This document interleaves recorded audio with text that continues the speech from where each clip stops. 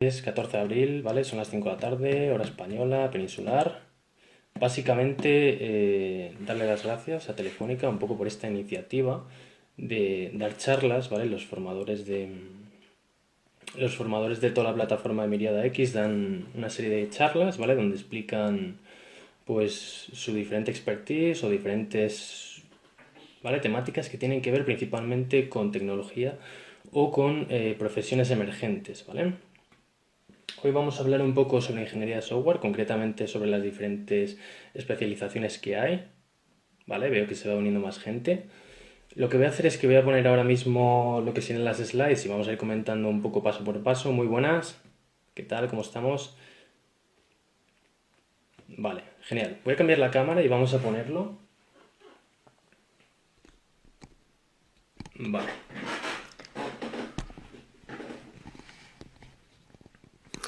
Bueno, si alguna cosa no se ve, ¿vale? Me lo podéis escribir. De todas maneras, yo lo voy a ir explicando todo paso por paso, o sea que creo que no va a haber problemas, no debería. ¿De qué vamos a hablar aquí? Vale, aquí parece un poco cortado. Venga, aquí lo tenemos. Ingeniería de software y sus especializaciones en 2020.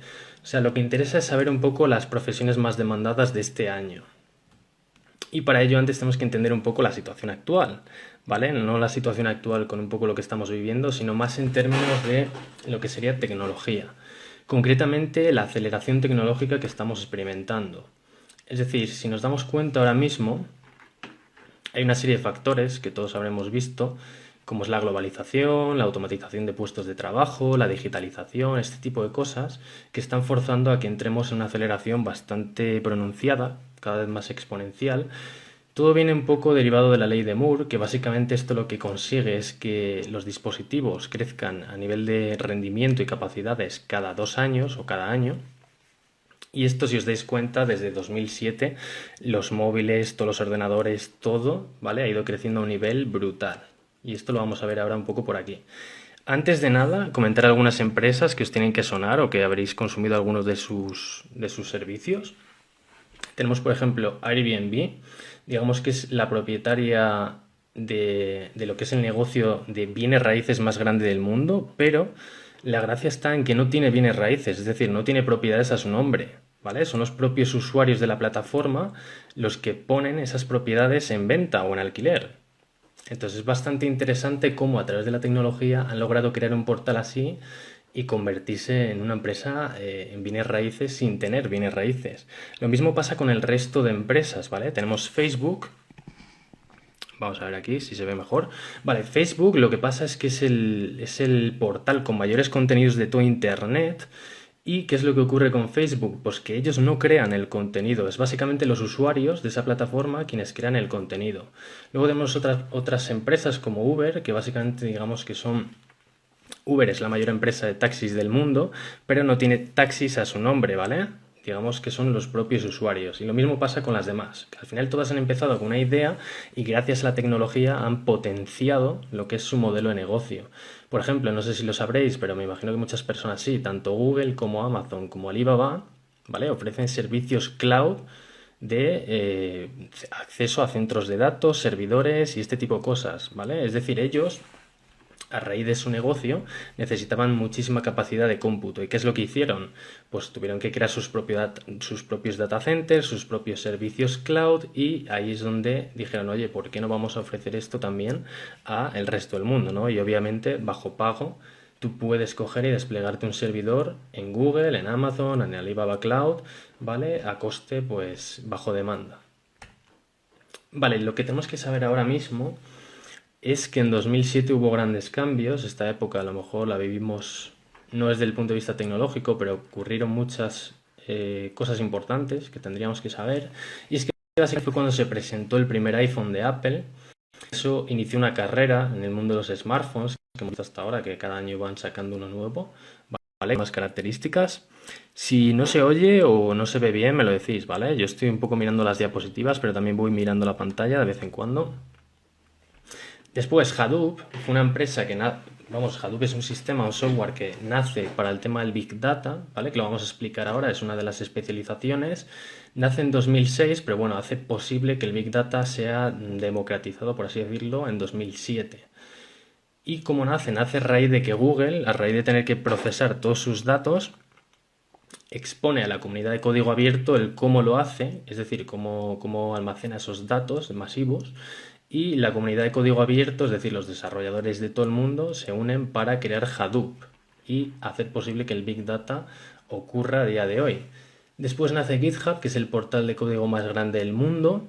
Nace Change.org, que es una plataforma de peticiones que mucha gente conocerá. Facebook empieza a escalar, porque si os dais cuenta, Facebook, hay una película muy interesante, que es la de Social Network, y básicamente explica la historia de Facebook. Y lo que ocurre es que, bueno, a partir de 2007 es cuando ya lo abren para todo el mundo. Al principio era solo algo exclusivo de la universidad donde se creó. Después tenemos que Twitter empieza a escalar. Twitter empezó como un servicio de una empresa a nivel interno para comunicarse entre ellos, y fue en 2007 cuando se separa de ese proyecto, por así decirlo, y se independiza como proyecto propio, y Twitter empieza a crecer. Google también presenta Android, ¿vale? Aunque Android ya se creó en 2005. Google compró Android en 2005.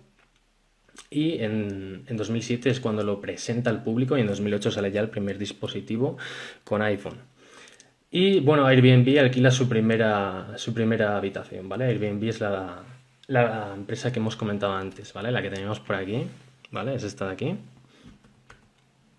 Bueno, y también las grandes inversiones en telecomunicaciones por parte de AT&T, ¿vale? Pues magnifica que todo esto ocurra, ¿no? Las comunicaciones entre los dispositivos, pues gracias a esas inversiones tuvieron lugar. Y ahora la actualidad, ¿qué es lo que interesa, ¿vale? Esto no es una gráfica de pandemias ni de nada de esto, simplemente tiene que ver con la tecnología. Igual no se ve muy bien, lo voy a acercar y lo voy a explicar un poco con el ratón, pero básicamente lo que tenemos es un ratio de cambio, ¿vale? Y un ratio de tiempo en el eje de las X. Y esta es la tecnología. Y lo que ocurre es que la tecnología llega a un punto en el que a medida que va pasando el tiempo crece de manera exponencial. Y si os dais cuenta, esta es la capacidad de adaptación que tiene el ser humano en las instituciones ahora mismo, ¿vale? Las sociedades. Llega un punto en el que no podemos adaptarnos a esos cambios, ¿vale? Lo que se propone aquí es un aprendizaje un poco más rápido, ¿vale? De manera un poco más inteligente, y con eso se conseguiría adaptarse a la tecnología. Pero así va a llegar un punto en el que es bastante complicado. Y ahora diremos, ¿y por qué todo esto? Es decir, ¿por qué estamos viviendo esta época de... Es decir, ¿qué impacto tiene en nosotros? ¿Por qué nos interesa a nosotros, estemos o no en el mundo de la tecnología? Porque esto nos va a interesar a todos. Básicamente por esto de aquí, ¿vale? Estas son las causas más importantes, y es que básicamente muchos puestos de trabajo van a ser automatizados, van a desaparecer, van a ser relegados pues de cara a robots y a software. Eso no es algo malo, porque lo que dará lugar es a que surjan nuevos puestos de trabajo, pero lo importante es que esos puestos de trabajo serán más cualificados, lo que quiere decir que será más difícil acceder a ellos, y en consecuencia la gente tendrá que adaptar una filosofía de aprendizaje continuo, ¿vale? Es decir, una filosofía en la que todo el mundo tenga que estar estudiando constantemente, es decir, esos modelos que había antes de estudiarse una oposición, tener trabajo de por vida, pues eso va a dejar de existir, ¿vale? Me imagino que mucha gente ya lo esté notando. Mayor competitividad en los mercados, esto tanto para las empresas como para las personas. Es decir, las empresas obviamente van a necesitar digitalizarse, que sería este punto que tenemos aquí, y es la opción que tienen de competir, porque si tu competidor utiliza Big Data, Data Science y otras tecnologías que vamos a mencionar en breves, y tú no, pues al final, tarde o temprano, él va a ofrecer un mejor servicio, un mejor producto que tú, y tú vas a desaparecer si no consigues adaptarte. ¿Qué significa todo esto? El early adoption y saber redefinirse, es decir, hay que saber escuchar al mercado, saber pivotar, saber redefinir un producto, es decir, si tú lanzas un producto al mercado y ese producto no cuaja en el mercado, es decir, la gente no lo quiere, ¿vale? Pues la tecnología te puede dar un poco la información de por qué no está gustando, y te permite redefinirte, ¿vale? La digitalización sobre todo lo estamos viendo ahora con el tema de la cuarentena, que muchísimas empresas pues se han visto forzadas a digitalizarse, porque si no, digamos que desaparecen completamente. Y todo esto, bueno, pues ha ocasionado que en los últimos 20 años, que es lo que llevamos del siglo XXI, ¿vale? Pues haya sido un crecimiento muchísimo mayor al de los últimos 20.000. O sea, que imaginaros lo que puede pasar en el futuro. Vale, aquí vamos a hablar ya de un poco el tema del software y todo esto, que es el core de la charla, ¿vale? Lo de antes hasta ahora, todo esto, es un poco el contexto y la importancia de por qué nos interesa a todos la parte del software. No solo a la gente que esté en la industria y que trabaje en esto, sino a la gente que no lo está también le interesa. Tarde o temprano va a tener que adquirir unas competencias digitales y cada vez más en mayor profundidad. Vale, la industria de las tecnologías de la información. Vamos a comentar un poco así brevemente de qué va todo esto. Y es que básicamente se compone de hardware, de software, de servicios y de telecomunicaciones. Y la inversión es brutal. Anualmente se gasta mucho dinero en todo esto, ¿vale? Es fundamental de cara a la evolución de las sociedades. Y nosotros a lo que vamos a hacer referencias al software, ¿vale? Lo que nos interesa ahora mismo a nosotros es la parte del software que tenemos aquí. No sé si se ve muy bien, software. ¿Vale? Entonces vamos a pasar y vamos a empezar a comentar lo que es el software. Pero antes de hablar de software tenemos que ver de dónde viene el software, ¿vale? Todo esto viene pues de los ordenadores, de la computación, de la informática, como queráis llamarlo. Y hay que entender un poco esos conceptos, ¿vale? Porque hay mucha gente que no los mezcla o no los tiene claros, o también es culpa del marketing que nos hace entender las cosas como no son. Entonces, tenemos por aquí también ciencias de la computación, que sería, digamos, el concepto top del que parte todo lo demás, y que es un poco el estudio de los ordenadores desde el punto de vista sobre todo teórico y matemático. ¿Qué quiere decir esto? Pues que va a generar un conocimiento científico que después vamos a poder aplicar desde lo que es el punto de vista de la ingeniería. ¿Vale? Entonces nosotros tenemos la ingeniería de computación o ingeniería informática, que esta es la carrera que se estudia aquí en España, ¿vale? La ingeniería informática. Y esa ingeniería es la aplicación de todo ese conocimiento que proviene de las ciencias de la computación y que nos va a permitir mejorar la realidad. Es decir, crear mejores soluciones a través de software, de ordenadores, de robots, de hardware, de todo. ¿Vale? Y ahora sí, ahora es cuando hablamos de software, que es un poco el tema central de la charla. Y básicamente tratamos de que tenemos ingeniería de software, que es esta parte de aquí, que es el proceso fundamental, el estudio de cómo se construye un software desde principio hasta fin. Esto involucra desde que un cliente, una empresa o un problema expone unas necesidades y esas necesidades se transforman en una solución software que resuelve ese problema. Y eso involucra un montón de fases, no es solo programar o desarrollar, que es lo que pone por aquí y es lo que se comenta en muchos sitios, ¿no? Es decir, al final la ingeniería de software es un proceso industrial como otro cualquiera, como puede ser crear un coche, ¿no? Hay que crear unas piezas, hay que unirlas, hay que testearlo, hay que probar que todo funcione, etcétera, ¿no? Hay que hacer unas cuantas pruebas. Entonces esto es igual, ¿vale? Y lo que tenemos de la programación es una de las fases de la ingeniería de software, una en concreto, ¿vale? Que es la que vamos a ver, lo vamos a comentar ahora por aquí. Este es el ciclo de vida del software. Tenemos, por así decirlo, lo que es la especificación de requisitos o, por así decirlo, la ingeniería de conocimiento, lo que es traducir las necesidades de una persona, de una empresa, a lo que son requisitos medibles, trazables, ¿vale? En un documento que diga, oye, vamos a crear una solución software que haga esto, esto, esto y esto. ¿Vale? Para que no haya malentendidos. ¿Por qué? Porque si las comunidades, los requisitos se han comunicado y no se han entendido bien, lo que se quiere hacer, pues puede dar lugar a realizar un software que luego no es funcional y no cumple con lo que se quiere. Vale, después tendríamos el diseño de la solución, que básicamente es a raíz de todo lo que es el software, todos los patrones de diseño que se han ido creando, se han ido creando soluciones a lo largo del tiempo, pues se puede tomar una decisión de decir, vale, pues para este problema ya hay una serie de plantillas, por así decirlo, que se suelen utilizar, ¿no? Decir, vale, pues se suele utilizar un sistema que tenga esto, esto, esto y esto, porque es lo que va a necesitar para poder cumplir con eficiencia lo que se ha pedido en los requisitos. Y luego ya es cuando entramos en el desarrollo o la implementación de toda esa solución, de todo ese diseño, perdón. Y este desarrollo es la programación, ¿vale? La programación pura y dura, que es lo que se conoce como programación, desarrollo o codificación. Después hablaríamos ya de lo que es el testing, que esta es una parte súper importante y en la cual no se invierte demasiado. Y es básicamente el testear que ese software realmente cumple con estos requisitos. Es decir, no se suele hacer la inversión necesaria en testing y luego pasa que hay errores críticos en producción, es decir, cuando ese software está funcionando. ¿Por qué es vital esto? Imaginaros el software de un avión, del que depende la vida de personas, ¿no? Pues queréis, o sea, lo lógico es que el testing sea lo más completo posible.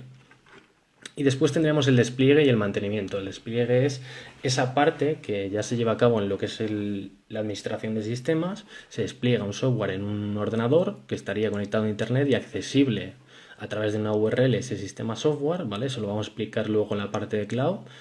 Y el mantenimiento y evolución, pues una vez hemos creado un software, lo lógico luego es mantenerlo, porque aparecerán nuevos fallos, se va degradando, los clientes lo utilizan y surgen nuevas necesidades para adaptarse al mercado y todo tiene que cambiar súper rápido. Entonces tenemos que poder iterar sobre este modelo, ¿vale? Sobre este ciclo de vida súper rápido.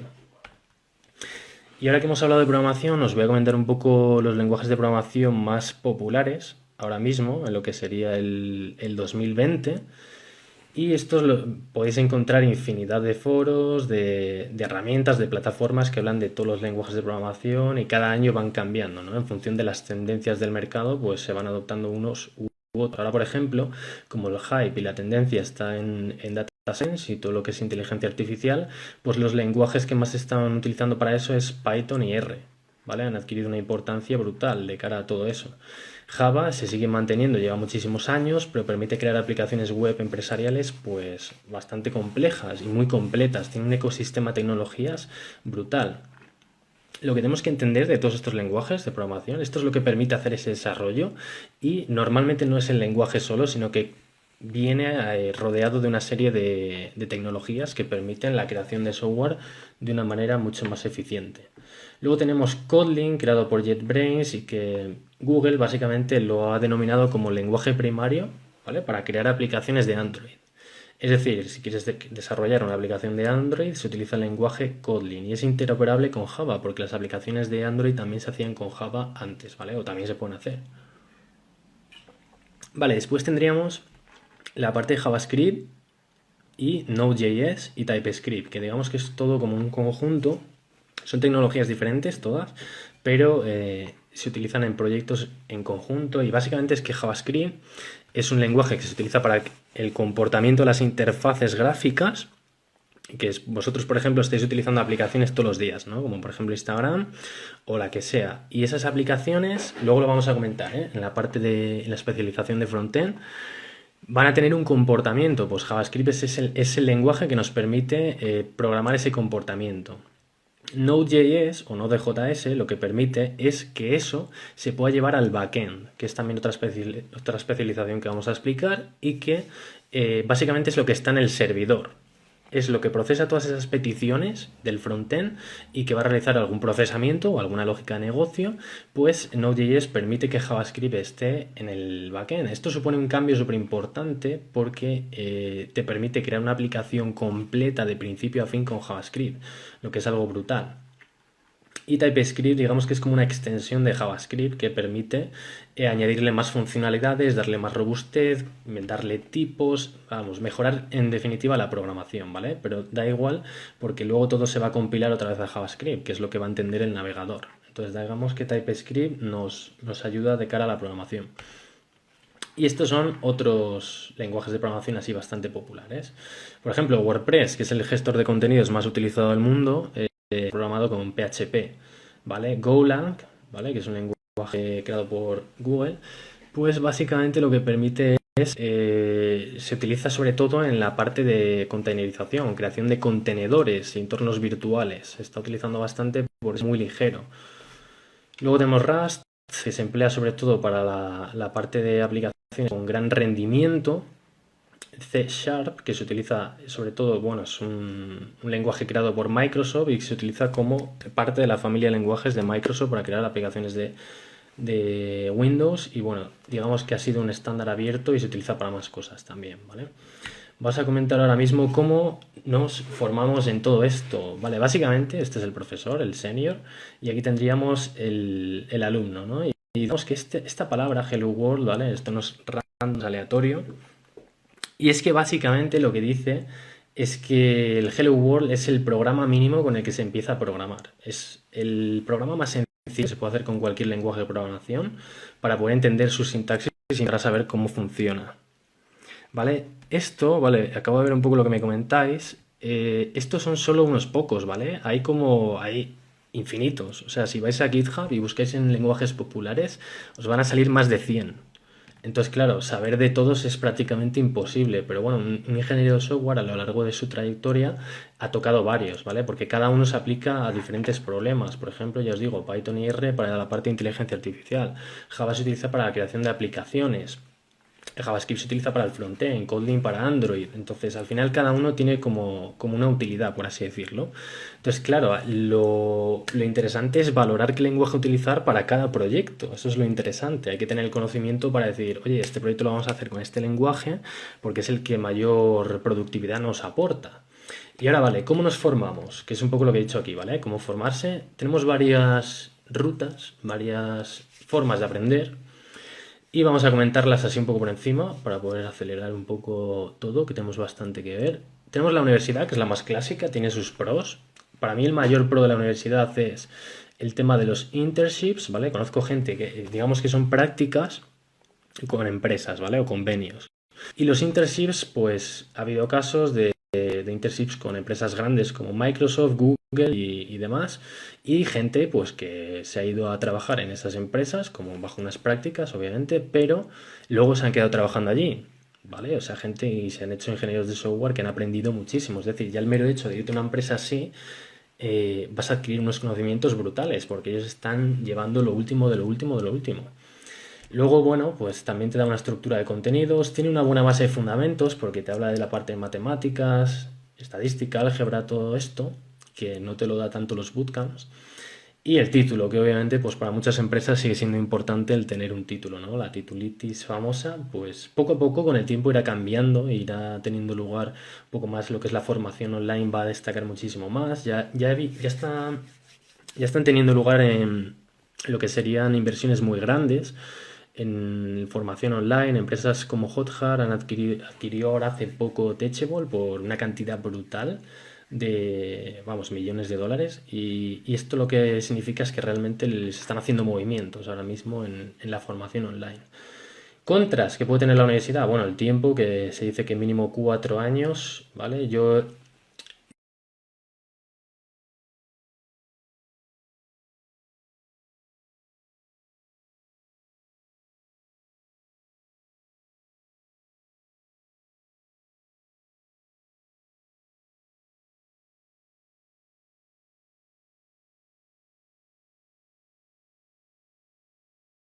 dado el vídeo. Hola, muy buenas, ¿se oye? ¿Se ve? ¿Me podéis confirmar?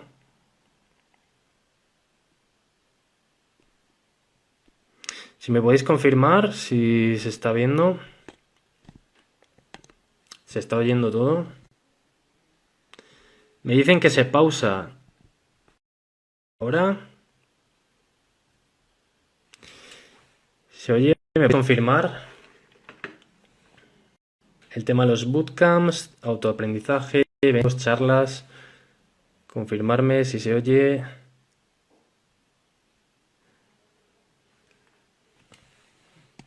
A ver, un segundito. ¿Se oye? No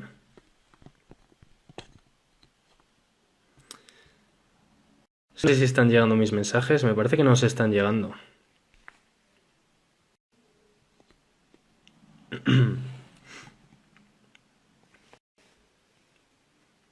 Se está pausando, cuentan. Bueno, quizás... Espera, voy a mover esto un poco. Y vamos a hacer otra prueba, ¿vale? Se ve borroso. Muy buenas. ¿Se me oye? ¿Se me ve? ¿Se todo? Es que me comentan que se está pausando. Ahora sí, ¿no? Vale, he cambiado la cámara y parece que sí. Voy a volver a ponerlo. Continuamos un poco con todo esto. Y si en algún punto se pausa por lo que sea, me lo avisáis porque así simplemente cambiamos la cámara y lo volvemos a poner, ¿vale? Vamos a probar. Vale, nada, simplemente estaba comentando lo que eran las diferentes formas de aprendizaje de cara a lo que es la... Vale, se oye, genial. Vale, la otra parte, mira, una parte muy importante es que la universidad lo que he observado es que tiene pues muchos contenidos están desactualizados. Te da una buena base, eso sí, pero muchos contenidos están desactualizados porque los formadores realmente es gente que no trabaja en empresa privada y por tanto o en empresa o para otras empresas o no tiene su propia empresa, entonces no están acordes a la industria del software, es decir, no están actualizados a las últimas tecnologías que hay en la industria del software y es por eso que mucha gente se encuentra con que al salir de la universidad pues la mayoría de conocimientos que tiene son bastante básicos y va un poco en desacuerdo con la actualidad, ¿no? Luego tenemos los bootcamps, que estos serían, digamos que, pues cualquier programa Vale, si se corta por lo que sea, me avisáis. Cualquier programa online de formación, donde las ventajas principales es el tiempo, contenidos actualizados, a medida lo crea formadores que sí que trabajan para el sector privado y que están completamente actualizados o tienen su empresa, están al tanto de todo. Puedes hacer networking, conoces mucha gente, es bastante importante eso a nivel profesional y los precios pueden ser bastante asequibles e incluso conozco de bootcamps que te permiten hacer el bootcamp y que no les pagues hasta que ellos no te encuentren trabajo. Esto puede ser bastante una buena iniciativa de cara a gente pues con pocos recursos, ¿no? Desventajas que puede ser muy intensivo. La gente, lo que he observado en las formaciones de este tipo es que la gente no tiene el compromiso que debería. Es decir, he dado algún curso presencial en el que las clases duran toda la mañana y la gente toda la tarde no le dedica el tiempo que debe dedicarle para poder sacar adelante toda la materia y luego pues se dice o dicen que es muchísima materia, ¿no? Después tendríamos la parte de que pueden carecer de fundamentos y que a lo mejor no es un título oficial, de que eso de cara a las empresas pues no tiene el mismo peso que un título de universidad, ¿vale? Incluso nos podemos encontrar posibles estafas de cara a lo que sería un bootcamp, ¿no? De programación, es decir, si quien lo ha llevado a cabo es gente que no es experta, ¿vale? Pues te puedes encontrar con un problema, que es que te haces esa formación y luego no te sirve para nada.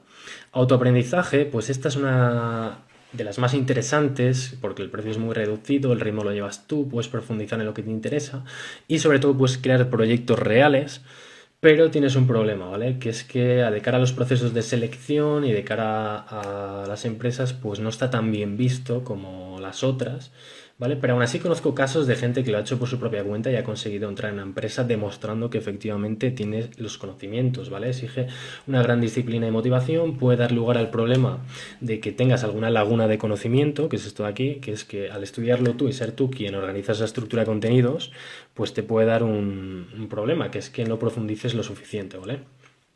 Eventos y charlas, esta es brutal porque el asistir a charlas te hace tener de primera mano a los expertos y puedes consultarles y es increíble lo que puedes aprender. Aparte del networking y que están las últimas tendencias. Cada evento se habla de lo último, incluso cosas que a lo mejor ni siquiera están en producción, o sea, están en fase beta, se están desarrollando y es brutal todo lo que puedes aprender.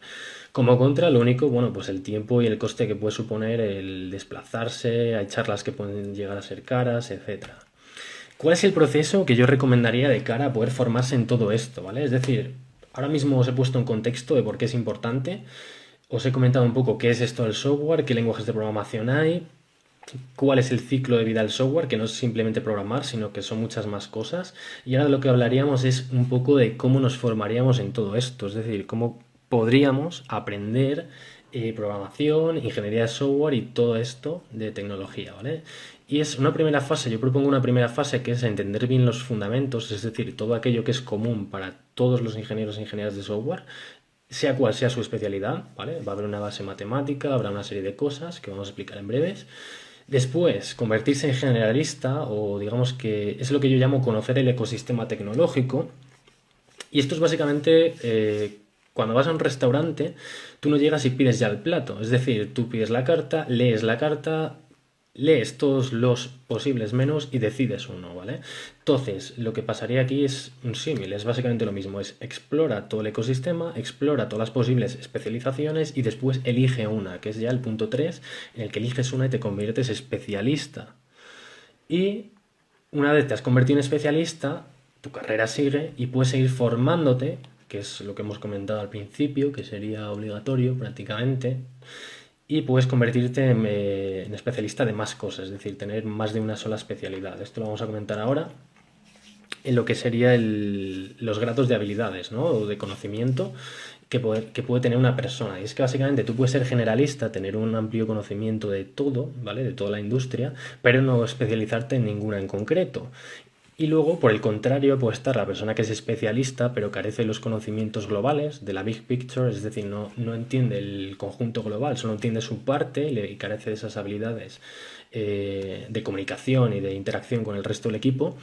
Y luego tenemos los perfiles que más se contratan, ¿no? Que sería el T-shape, que básicamente lo que quiere decir es una persona que es tanto generalista como especialista, ¿vale? Que combina ambas cualidades y digamos que es el miembro que busca para los equipos ágiles. Pero luego también puedes seguir rizando el rizo y ir un poco más adelante en profundidad y te puedes convertir en P-shaped, que básicamente es como el T, pero con otra especialización, que es un poco el punto el punto 4, ¿no? Seguir obteniendo más especializaciones y digamos que pues tienes ese conocimiento generalista, pero a la vez te especializas en más de una rama, te especializas en dos. Y luego ya es el comb-shaped, que esto es peine, ¿vale? Comb es peine y es cuando, pues os imagináis la figura del peine, básicamente lo que tenemos es la barra y muchas barritas. Cada barrita representa una especialización. Es decir, te puedes convertir en una persona que domine muchísimas especializaciones, ¿vale? Os pongo un caso, pues Elon Musk, ¿vale? Que tiene la empresa de Tesla, SpaceX, SolarCity, pues muchísimas empresas, pues domina tanto ingeniería aeronáutica, ingeniería informática, o sea, domina muchísimas especializaciones, ¿vale? Obviamente el grado de conocimiento, compromiso y aprendizaje es brutal, os podéis imaginar. Entonces, lo normal es que la gente pues termine siendo especialista aquí o T-shape, ¿vale? O que incluso ya con el tiempo, pues aquí. Pero las demás ya son bastante complicadas. Vale, vamos a hablar un poco de la parte de fundamentos y hablamos de las especialidades. La parte de fundamentos, o qué es lo que debería conocer cualquier ingeniero o ingeniera de software, es todo esto de aquí. Y es una mínima base en matemática, que es matemática discreta, álgebra, estadística, que esto es fundamental sobre todo para la parte de data science, que vamos a comentar después, y tener un mínimo de nociones de la arquitectura de computadores, ¿no? Los componentes, la CPU, la memoria, todo este tipo de herramientas, de partes del hardware, para saber cómo funciona, porque así luego puedes crear un software que vaya acorde a todo eso, ¿no? A todo ese hardware. Luego tendríamos la parte de algoritmos, que básicamente serían instrucciones que producen un resultado, ¿vale? Un algoritmo, pues es todos los días hacer lo mismo, todos los días hacer una serie de acciones repetidas y que producen un resultado, eso es un algoritmo, ¿vale? Puede ser desde lo más sencillo, como es hacer una suma o calcular el IVA de un precio, hasta lo más complejo que os podáis imaginar. Estructuras de datos. Esto es fundamental de cara a la programación, el poder tener estructuras de datos que nos permitan pues, trabajar con la información, tanto a nivel temporal como a nivel de persistencia. Persistencia quiere decir pues almacenarlo en disco, ¿vale? En una base de datos o en el sistema de ficheros para que persista después de que la aplicación se haya apagado, es decir, después de que el programa ha dejado de ejecutarse, para que en el futuro pues, se pueda volver a acceder, ¿no? Paradigmas de programación, esto es los diferentes tipos de programación. Antes os comenté diferentes lenguajes de programación, pero todos se categorizan por diferentes paradigmas, ¿vale? Esto es bastante interesante, pues tenemos paradigma de la programación estructurada, modular, orientada a objetos, funcional, etcétera. Hay muchísimos. Después tendríamos los entornos de desarrollo, ¿vale? Si no se ve bien me comentáis. Entornos de desarrollo es básicamente todas esas herramientas o de software que te permite crear software. Son herramientas que te van a permitir, pues de una manera productiva, hacer tu trabajo como ingeniero o ingeniera de software, ¿no? Control de versiones, esto es súper importante porque cuando construyes un software, esa primera versión, la lanzas al mercado, pues a partir de ahí tú lo vas evolucionando.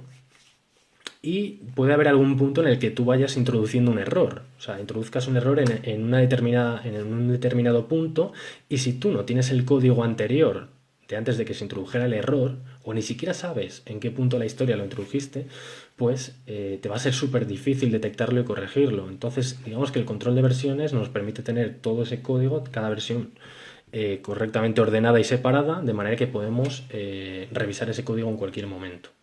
Esto es lo típico que veis en las aplicaciones cuando te pone ahí abajo versión 1, 0, 1, no sé qué, no sé cuánto, que eso hace referencia a versionado semántico, es una técnica de versionado. Después teníamos el uso de la terminal o la consola, esto es súper importante de cara a los servidores. Tenemos sistemas operativos que solo se pueden acceder a través de una consola y con comandos, ¿vale? No hay una interfaz gráfica como es el ordenador doméstico que tiene todo el mundo, ¿no? Vale, y metodologías de software. Esto es súper importante porque es lo que nos va a ayudar al ciclo de vida del software, que es lo que hemos comentado antes. Pues las metodologías ayudan a que ese ciclo de software funcione como debería, ¿vale? El Agile lo que hace, o metodologías ágiles, lo que van a permitir es favorecer la comunicación entre el cliente y el desarrollador o el equipo de desarrollo Y DevOps lo que va a hacer es facilitar la comunicación entre ese equipo de desarrollo y el equipo de operaciones, que es el equipo que despliega el software finalmente en la nube o en un servidor, ¿no? Y después tenemos las habilidades de depurar y de testear el código. Depurar es básicamente ser capaz de ejecutarlo paso a paso, ¿vale? Explorando que efectivamente el flujo de ejecución es el correcto y el esperado. Y el testing se puede testear a diferentes niveles un software para ver que cumple con los requisitos, ¿no? Y ahora vamos a hablar de las especializaciones, que esto ya es un poco ya la parte buena. Nos hemos ido ya un poco de tiempo porque estoy mirando y son y 35, así que vamos a ir comentándolas un poco por encima y si os interesa alguna, pues ya lo que haremos es que en los comentarios lo podéis dejar y así pues podemos hacer una charla hablando exclusivamente de una en concreto. Pero son como aquí hay unas 16 aprox y no hace falta saberlas todas, pero a lo largo de la vida a lo largo de la trayectoria profesional, pues más o menos vas tocando de cada una. Vamos a ir comentándolas. Tenemos frontend, que es la parte de lo que sería la interfaz gráfica, es decir, vosotros cuando accedéis a esta aplicación tenéis una interfaz gráfica con una serie de botones, de layouts, de menús, de pantallas, todo eso sería la interfaz gráfica. Y eso es lo que hace referencia, o eso es lo que haría un desarrollador de frontend. ¿Y qué tecnologías tiene que conocer un desarrollador de frontend? Pues básicamente el HTML, CSS y JavaScript, estas tres son la base. Es decir, HTML lo que va a permitir es crear esa estructura layouts, CSS lo que va a permitir es darle una presentación, suavizar los bordes, darle colores, ponerlo bonito, básicamente presentable y que sea atractivo para el usuario final. Y el JavaScript lo que va a permitir es dotarle de comportamiento, es decir, que cuando hagas un clic en algún sitio se produzca un comportamiento, o que cuando hagas un scroll en determinado sitio se produzca otro comportamiento, ¿no? Y luego a mayores de todo esto, o sea, esto se puede profundizar muchísimo, ¿vale? Tenemos un ecosistema de JavaScript, de CSS, de HTML súper amplio. Hay muchísimas tecnologías aquí, es decir, tú te puedes especializar únicamente en JavaScript y te puede llevar años, ¿vale? Hay muchísimas tecnologías ahora mismo en torno a todo esto. Y estos son, digamos que ya, pues herramientas de cara a gestionar lo que es la programación de frontend. Tendríamos el testing de frontend, es decir, cómo abordar el testeo de esas interfaces gráficas, que eso es bastante interesante. Optimizar el rendimiento, esto es súper importante de cara al posicionamiento web. El posicionamiento web lo que hace referencia es aparecer en los primeros resultados de los motores de búsqueda, como por ejemplo Google. Y eso es súper importante para un negocio, aparecer que cuando alguien busque pues tienda de mascotas, por ejemplo, pues que si tu negocio es una tienda de mascotas, que aparezcan los primeros resultados es vital de cara a tu negocio, ¿no? La accesibilidad web, pues esto digamos que es personas con ciertas discapacidades, como puede ser una ceguera o problemas de audición, pues que puedan seguir utilizando tu aplicación, ¿no? Es decir, adaptar tu aplicación a eso. Sistemas de diseño, seguridad web, SEO, interfaces de usuario y experiencia de usuario, aplicaciones progresivas, arquitecturas, o sea, tenemos una cantidad de cosas impresionantes solo en el mundo de frontend y es por lo que gente se especializa exclusivamente en frontend. Vamos a hablar ahora un poco de backend. Digamos que esta es la parte que estaría en el lado del servidor, ¿vale? Que va a tener una lógica de negocio, que esto lo que quiere decir no es más que código, software que va a reaccionar ante las peticiones del frontend, que es lo que hemos explicado antes, ¿vale? Todo esto de antes de aquí. Es decir, esto conforma la interfaz gráfica y lanza peticiones a un servidor que es donde va a estar este backend que va a responder a esas peticiones y va a realizar una acción que puede ser guardar información en una base de datos, como por ejemplo cuando haces un registro, tu usuario va a quedar registrado en la base de datos. Entonces tiene que haber un backend que reciba esa información del frontend y la almacene en una base de datos y diga, vale, tú eres un usuario registrado, a partir de ahora puedes utilizar este servicio. Y backend lo mismo, nos podemos encontrar gran cantidad de tecnologías, ¿vale? Sobre todo lenguajes de programación del lado servidor, el testing en el servidor, la gestión de dependencias. Tendríamos bases de datos a todos los niveles porque las hay relacionales, esto es con esquema, y luego las tenemos no SQL que sería sin esquema, como por ejemplo almacenar un documento directamente. Y NewSQL que básicamente lo que hace es combinar propiedades de ambas, de SQL y de no SQL en una misma base de datos. Después tenemos sistemas de cacheo para acelerar el acceso a información, desarrollo de APIs, ¿vale? Para comunicarse entre diferentes softwares. Se pueden comunicar servidores web, esto es fundamental que un desarrollador de backend pueda entender cómo funciona un servidor web.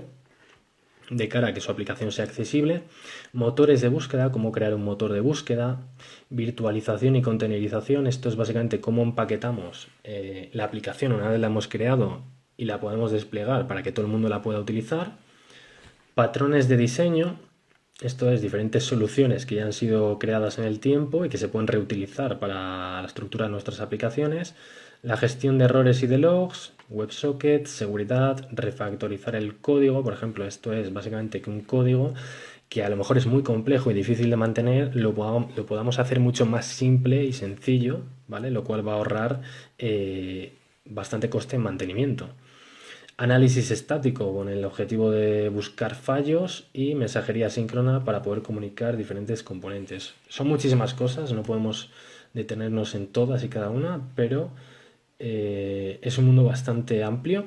Tendríamos full stack, que sería aquel desarrollador que combina tanto el backend como el frontend y la integración de ambos.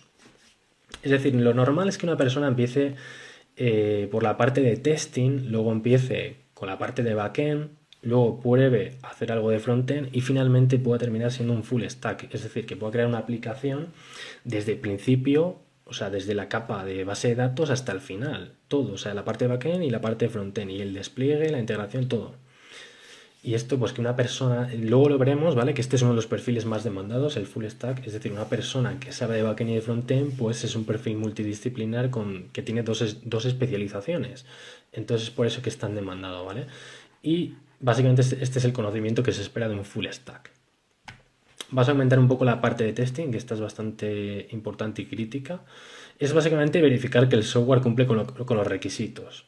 Porque no es decir, oye, nos fiamos o no nos fiamos de la palabra del desarrollador. Es simplemente decir, vale, hay unos documentos que dicen estos son los requisitos y el testing lo que hace simplemente es otro software, un programa que lo que hace es decir, oye, voy a probar este código y efectivamente cumple con lo que se le pide. Ya está.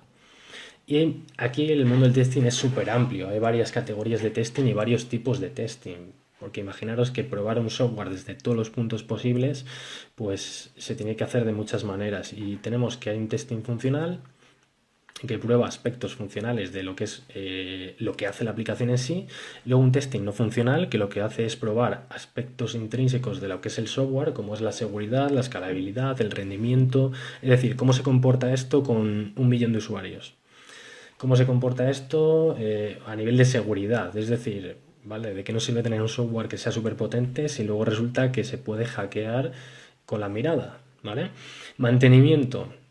Pues simplemente un testing de mantenimiento. Es decir, nosotros tenemos un software que constantemente estamos actualizando, pues poder pasarle un testing de mantenimiento continuamente que nos diga que no hemos roto nada y que todo está bien. ¿Vale? Hay más de 150 tipos de testing. Vamos a avanzar un poco. El tema de mobile, que serían las aplicaciones móviles, desarrollo de aplicaciones para dispositivos móviles, smartphones, tablets, wearables, etc. Y aquí lo que nos encontramos es una disyunción que es básicamente crear el código de una plataforma y de otra de manera completamente separada, lo cual tiene un coste bastante elevado, lo que es crear una aplicación para iOS y una aplicación para Android, ¿vale? Haciendo uso de las tecnologías. Estos serían los entornos de desarrollo, el Xcode y el App Code para iOS, y estos son los lenguajes de programación. Lo mismo con Android, estos son entornos de desarrollo y estos son lenguajes de programación. Y Firebase es pues, un conjunto de tecnologías que va a permitir dar nuevas características como autenticación, almacenamiento, etc. Vale, esto tiene un coste un poco elevado, lo que es crear las aplicaciones de forma separada. Lo que ha surgido es que podemos hacerlo cross-platform, hay tecnologías que nos van a permitir crear esas aplicaciones con un solo código. Y esto es brutal de cara a las startups, el poder crear un producto mínimo viable.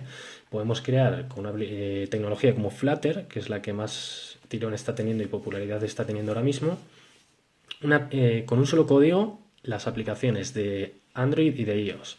Entonces esto nos permite crear una aplicación súper rápida y testearla en el mercado, esa necesidad de manera súper rápida y así poder decidir si escalar o no, o sea, es decir, si seguir invirtiendo o no. ¿Vale? Y aquí, bueno, pues tendríamos el distinguir entre híbrido y nativo. Híbridos serían tecnologías web y nativos que se va a crear un desplegable que sería para iOS y para Android y otro para Android. La parte de SRE de DevOps es un poco, hay una charla ya en Miriadax, de la otra semana que hablaban de administración de sistemas, pero básicamente la parte de DevOps y de administración de sistemas, o DevOps en concreto, que es una filosofía, lo que se centra es en coordinar esos equipos de desarrollo con los equipos de operaciones. De hecho, Dev viene de desarrollo y Ops viene de operaciones, y el objetivo final es ofrecer una entrega de software más eficaz, ¿vale? Es decir, que se entiendan los equipos de desarrollo de operaciones para ofrecer un producto de mayor calidad, un software de mayor calidad y que sobre todo no se esté cayendo. Es decir, si el desarrollador va por su cuenta y el de operaciones también va por su cuenta y no hay interacción, no hay comunicación, pues lo más probable es que la aplicación sufra bastantes problemas. ¿Qué es lo que tiene que conocer este rol? Pues básicamente un poco de todo esto, de sistemas operativos, porque le va a tocar gestionar sistemas operativos en servidores, de procesos, como puede ser la integración continua, la entrega continua, el testing, la monitorización, servidores web, conocer cómo configurar un servidor web y cómo configurar el acceso al mismo a través de, por ejemplo, un proxy, que puede ser inverso, reverso, un sistema de cacheo, un balanceador de carga, un firewall, o sea, puede haber muchísimas configuraciones posibles. Y después tendríamos lo que sería a nivel de infraestructuras, ¿vale? El cómo preparamos la infraestructura para que el software pueda ser desplegado y funcionar, ¿vale? En producción, en lo que es la fase que se llama de explotación, en la que los usuarios finales acceden a ese software y lo utilizan. Pues básicamente todo esto serían herramientas que podría utilizar. Y luego la parte súper importante es la parte de cloud, que es proveedores de cloud. Ahora mismo estamos viendo pues una explosión de empresas que ofrecen servicios de cloud. Y es que básicamente cualquiera, en cualquier parte del mundo, puede desplegar un servidor con un solo clic y ahí mismo subir su software.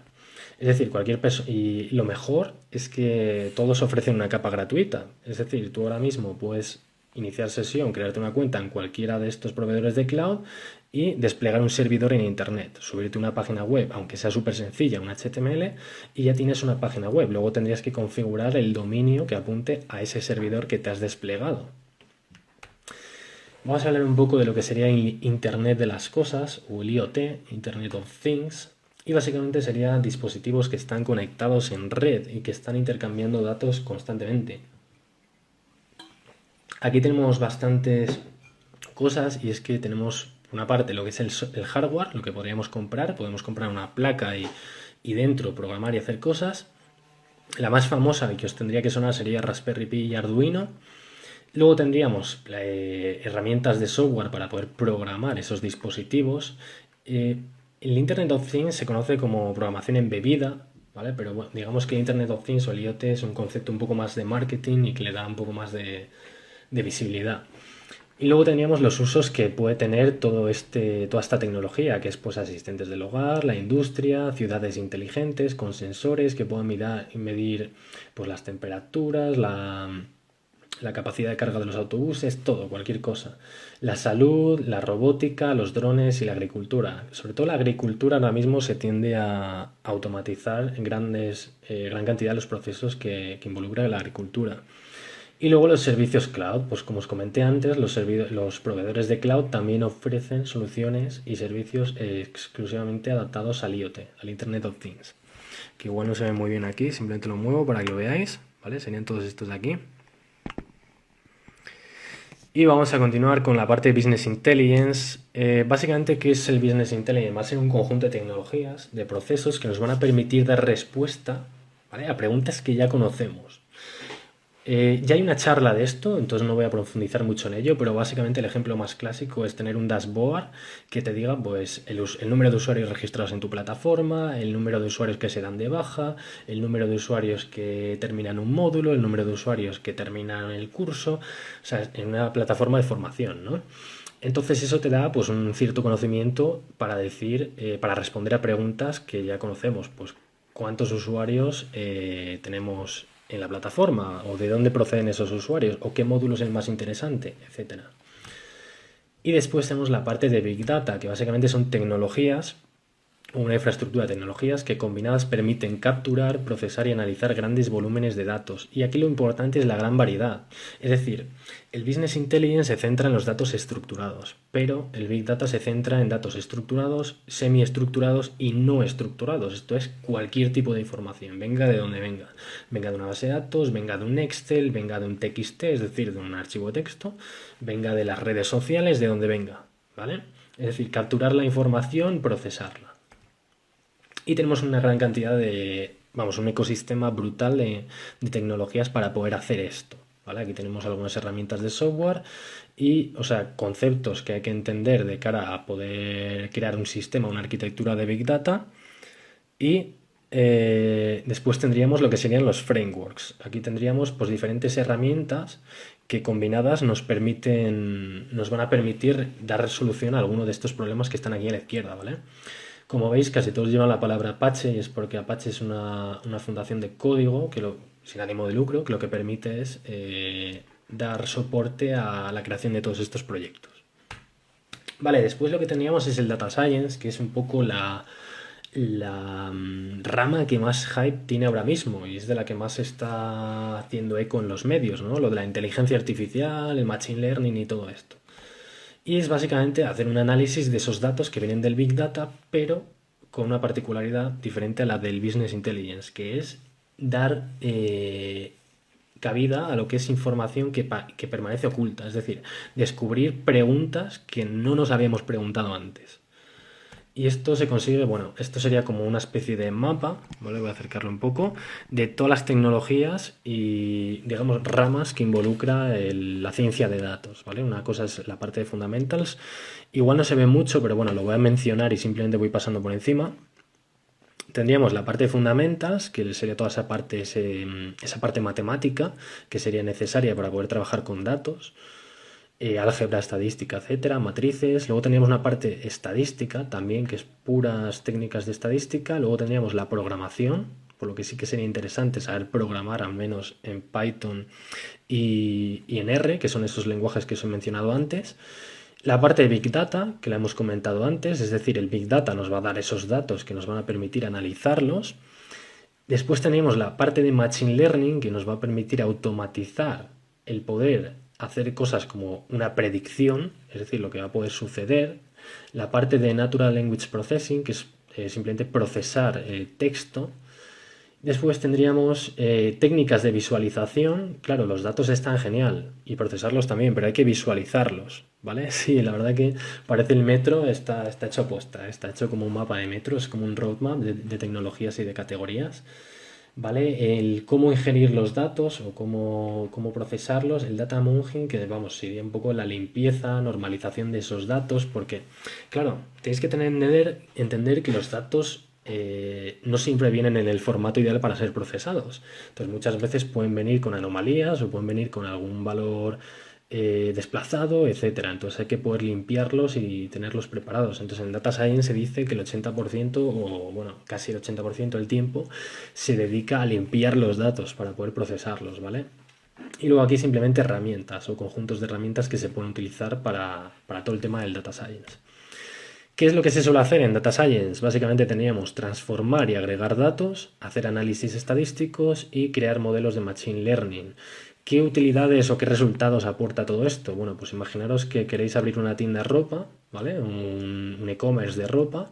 Entonces, ¿cómo decidís la mejor ubicación? O sea, ¿buscáis sitios para alquilar y ya está? No, lo lógico sería poder cruzar estadísticas, poder cruzar información de cuál es tu perfil, tu cliente objetivo, de los ingresos medios, salarios medios, las zonas, cuáles son los sitios que más pedidos se suelen hacer, de qué tipo de producto, y así pues poder tomar una decisión de dónde poder escoger esa ubicación. Y luego otra opción que también se puede aplicar, o sea, otro resultado que podemos tener es el de Machine Learning aplicado en producción, que es las recomendaciones de productos. Es decir, podemos crear un modelo de Machine Learning que lo que haga es analizar carritos de compra del histórico que tenemos en nuestra plataforma de compras, como podría ser, o sea, en Amazon, y decidir qué producto recomendar en nuevas cestas de compra. Es decir, que la propia plataforma, cuando un usuario está rellenando su cesta a la compra con productos, pues diga, oye, pues mira, esta cesta a la compra se parece a unas que yo ya he estudiado y este producto encaja muy bien aquí, te lo voy a recomendar. Y esto está demostrado que genera una cantidad de conversión impresionante, es decir, de gente que compra o que añade ese producto al carrito y lo termina comprando, ¿vale? Entonces, este tipo de cosas son brutales de cara a todo esto. Vale, y para terminar, se nos ha ido muchísimo el tiempo, pero básicamente veis que no he podido ni hablar de todas las especializaciones, ¿vale? Ha habido muchas que no he podido mencionar, como ciberseguridad, que es proteger tanto los equipos, el software y la gente de ataques digitales. El tema del blockchain o la cadena de bloques, temas como por ejemplo la realidad virtual y nuevas interfaces que se están desarrollando. Y no sé si ha habido alguna más. La industria de los videojuegos, que también es súper amplia. CRM y Enterprise, que digamos que sería software para lo que es la gestión de los clientes, ¿vale? Hay empresas súper grandes que han creado soluciones software y hay gente que se, mm, que se especializa en esto, ¿vale? Bueno, simplemente para terminar ya, lo que tenemos son las especialidades. Estos son un poco los puestos de trabajo, ¿vale? Inteligencia artificial, científicos de datos, full stack, ciberseguridad, DevOps. Estos son los puestos de trabajo más demandados ahora mismo, ¿vale? Y eso estaría. Yo os invito a que echéis un vistazo a mi página web porque tengo bastantes recursos subidos a nivel open source para que podáis ver un poco y profundizar en todo esto, ¿vale? Voy a poner la cámara al otro lado. Pues nada, hasta aquí un poco lo que sería un overview general y oye, espero que os haya aportado valor, sobre todo que os haya dado una perspectiva de cómo es el mundo de la tecnología y si os gustaría profundizar en alguna de estas áreas, ¿vale? Ya veis que tengo que pasar súper rápido, no las hemos podido ver todas, me lo decís, lo ponéis en los comentarios y oye, pues podemos preparar otra charla, ¿vale? Muchísimas gracias para todos los que os habéis unido y nos vemos, que vaya genial.